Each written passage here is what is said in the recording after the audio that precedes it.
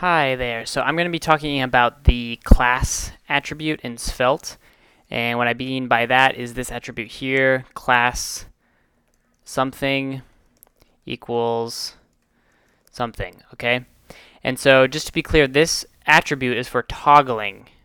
It's for toggling classes. So a common one to toggle would be active. Something like class active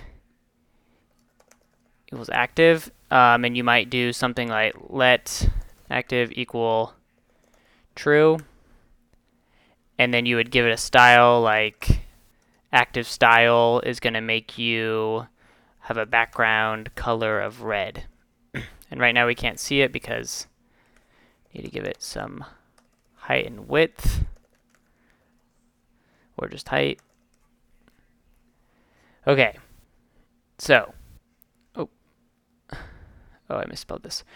Okay, so so then let's say I have a checkbox, input type equals checkbox, and I bind checked to active.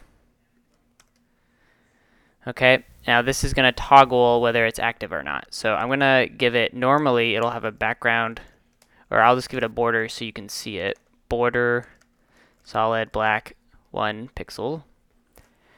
Okay, so this is going to toggle whether it's active or not. So that's all that does. So this is either true or false. If it evaluates to true, it'll give it the active class. If it's false, it will not have the active class. And the shorthand for that is just to take this out if they have the same name. And that is how you use the class attribute.